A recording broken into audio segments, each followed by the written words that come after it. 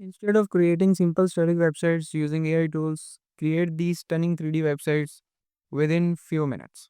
आज की वीडियो में हम लोग जो है सिंपल 3 टूल्स को यूज़ करके इस तरह की 3D वेबसाइट जो है वो क्रिएट करेंगे, जिससे जो है वो आपकी वेबसाइट की इंटरेक्टिविटी बढ़ जाएगी। उसके अलावा जो है आपकी स्किल्स जो हैं वो बहुत ज़्यादा बूस्ट हो जाएँगी और जो एनहांसमेंट है वो ज़्यादा बहुत बढ़ जाएगी। No coding. अब हर बंदा तकरीबन तीसरा बंदा उठ के वेबसाइट बना रहे हैं नो कोडिंग टूल्स के ज़रिए से। अब इन नो कोडिंग रीजन के अंदर आपको कैसे स्टैंड आउट करना है वो आप पे डिपेंड करता है, आप अपनी प्रोडक्टिविटी को कितना ज़्यादा बढ़ा लेते हैं। अब प्रोडक्टिविटी बढ़ाने के लिए जो है वो आपको डिफरेंट जो है वो रिसर्चेज़ करनी पड़ती हैं, ताकि जो है वो आप लोग बाकियों से स्टैंड आउट कर सकें, एक रिस्पॉन्सिव, इंटरेक्टिव और हुकी वेबसाइट जो है वो क्रिएट कर सकें। उसके लिए जो है वो बेस्ट होता है 3D मॉडल्स आप लोग यूज़ करें। लेकिन 3D मॉडल्स क्रिएट करना वो सब चीज़ें वो बहुत ज़्यादा वबाल बन जाता है। आज की वेबसाइट में आप लोगों को बिल्कुल सिंपल स्लीक सा मेथड प्रोवाइड करूँगा, जिससे आप जो है वो इस तरह की इंटरेक्टिव वेबसाइट जो है वो क्रिएट कर सकते हैं। अब एनिमेशंस के लिए आपको सबसे पहले क्या करना है कि स्प्लाइन में आना है। आपने सिंपल स्प्लाइन सर्च कर लेना है, इसके अंदर लॉगिन कर लेना है और उसके बाद जो है वो इनकी कम्युनिटी के अंदर आ जाना है आपने। ठीक। जब आप कम्युनिटी के अंदर आएँगे ना तो आपको डिफरेंट मॉडल्स मिल जाएँगे। आप अपनी मर्ज़ी का कोई भी एक मॉडल चूज़ कर सकते हैं, जो भी आप जो है अपनी वेबसाइट के अंदर लगाना चाहते हैं। फॉर एग्ज़ाम्पल मैंने ये वाला लगाया हुआ, तो मैं ये मॉडल चूज़ कर लेता हूँ। उसके बाद जो है वो आपने क्या करना है, जब ये मॉडल ओपन हो जाएगा, आपने इसको रिमिक्स कर लेना है। रिमिक्स का मतलब क्या होता है कि आप जो है वो जो मॉडल होता है इसको आप अपनी फ़ाइल्स के अंदर एक्सपोर्ट कर सकते हैं और इनको जो है वो पब्लिश कर सकते हैं। अब रिमिक्स करने के लिए आपने सिंपल रिमिक्स के ऊपर क्लिक करना है, तो क्या होगा कि आपको ये वेबसाइट जो है सॉरी, ये मॉडल जो है वो एक नए टैब के अंदर ओपन हो जाएगा।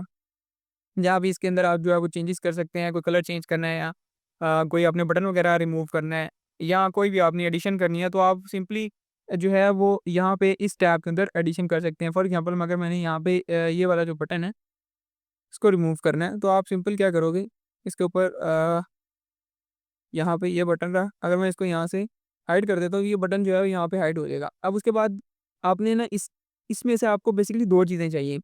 पहली चीज़ जो है वो आपको चाहिए यहाँ पे कॉपी एम्बेडेड। एम्बेडेड बेसिकली क्या होता है, आई फ्रेम होता है। आई फ्रेम जो है वो आप अपनी वेबसाइट के अंदर इंटीग्रेट कर सकते हैं और जो आई फ्रेम बेसिकली एक लिंक ही होता है, लेकिन वो थोड़ा-सा एम्बेडेड होता है। आपने सिंपल यहाँ से क्या करना है, कॉपी करना है एम्बेडेड, और जितनी भी एनिमेशंस आपने यूज़ करनी है उन सारी की जो है वो एम्बेडेड यहाँ से कॉपी कर लेना है। उसके बाद आपने क्या करना है, चैटजीपीटी के अंदर जाना है। आपको बेसिकली अब वेबसाइट जनरेट करने के लिए एक प्रॉम्प्ट चाहिए, तो आपने क्या करना है, यहाँ पे आके इसको जितने भी आपने website sorry I frames use करने हैं उनका वो पेस्ट करने है और उसके बाद इसको बताना है कि मैंने वेबसाइट क्रिएट करनी है, आप इसका पीआरडी जनरेट करो, तो डिटेल्स आप दे दीजिएगा। उसके बाद ये जो है वो आपको एक पीआरडी जनरेट करके दे देगा। पीआरडी की बेसिकली क्या होता है, प्रोडक्ट रिक्वायरमेंट डिटेल्स होती हैं, यानी कि आपकी एक प्रोडक्ट के अंदर क्या-क्या रिक्वायरमेंट्स होनी चाहिए वो सारी की सारी होती हैं। अब ये बेसिकली जब भी आप एआई टूल्स को पीआरडी प्रोवाइड करते हो तो वो एक स्टनिंग वेबसाइट क्रिएट करके देता है। अब वेबसाइट क्रिएट करने के लिए आपने सिंपल क्या करना है, बोल्ड एआई के अंदर जाना है और उसके अंदर जाके ये जो है आपने अपना पेस्ट कर देना है पीआरडी। अब उसके बाद जो है वो आपको एक वेबसाइट क्रिएट करके देगा, लेकिन वेबसाइट के अंदर कुछ इश्यूज़ होंगे। देखिए यहाँ पे इसके बैक साइड पे जो है वो आई फ्रेम वर्क नहीं कर रहा। क्यों वर्क नहीं कर रहा? क्योंकि ये जो वेबसाइट है ये बेसिकली टूल के अंदर ओपन की हुई है और सप्लाई नहीं इसके अंदर प्राइवेसी लगाई होती है, तो आप यहाँ से इसको रन नहीं कर सकते। अब इसका सॉल्यूशन क्या है? आपने सिंपल क्या करना है, एक्सपोर्ट पे आना है और इसको डाउनलोड कर लेना है यहाँ से प्रोजेक्ट को।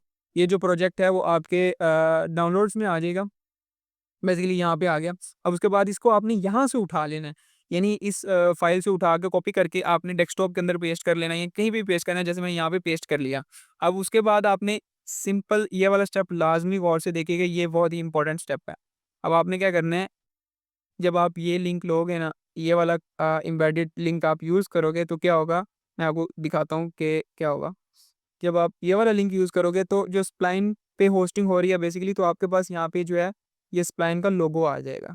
अब कि आपकी वेबसाइट के ऊपर एनिमेशन लगी हुई है और उसके बाद जो है वो स्प्लाइन का लोगो आ रहा है, तो बेसिकली ये बहुत ही ज़्यादा बुरा लग रहा होता है।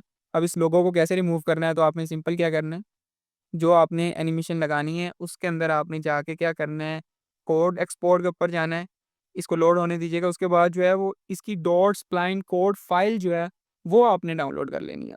अब डॉट स्प्लाइन कोड फाइल क्या होती है, बेसिकली एनिमेशंस भी जो है ना वो कोड बेस्ड होती हैं। जब आप इसके ऊपर एंटर करेंगे और जो है आपकी फाइल जो है वो इस तरह से आपके डाउनलोड्स में आ जाएगी, जैसे मेरे पास यहाँ पे है। तो आपने क्या करना है, जो प्रोजेक्ट आपने डाउनलोड किया है, उसके अंदर जाना है आपने सॉरी,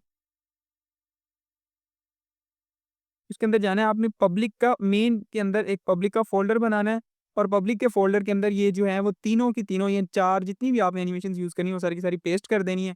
उसके बाद आपने एक और टूल यूज़ करना है। मैं इसका लिंक डिस्क्रिप्शन में दे दूँगा, आप वहाँ से कॉपी कर सकते हैं। आपने विंडसर्फ यूज़ करना है। अब विंडसर्फ के अंदर जो है वो बहुत से मॉडल्स हैं, कोडिंग के बहुत से मॉडल्स हैं, जैसे कि क्लाउड सोनेट 4 है, जीपीटी 5 है, जेमिनी 2.4 5 है।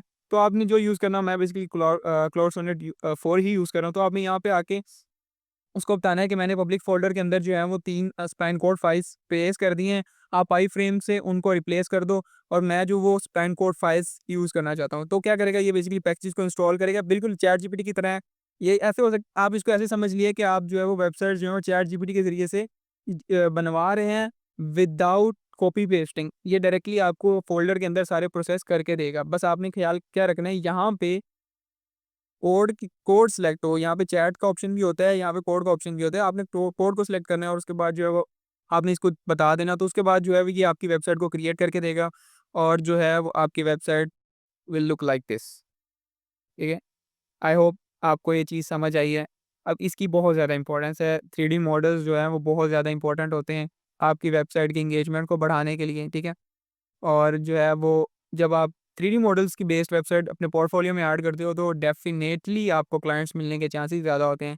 जैसे यहाँ पे अगर मैं फॉर्म फिलिंग कर रहा हूँ, जैसे जब मैं फॉर्म फिलिंग करूँगा तो इसकी इंटरैक्टिविटी बढ़ेगी, जो कि बहुत ज़्यादा अच्छी बात है। अगर आपको वीडियो अच्छी लगी है तो लाज़मी कमेंट कीजिएगा और चैनल को सब्सक्राइब कीजिएगा। अल्लाह हाफ़िज़।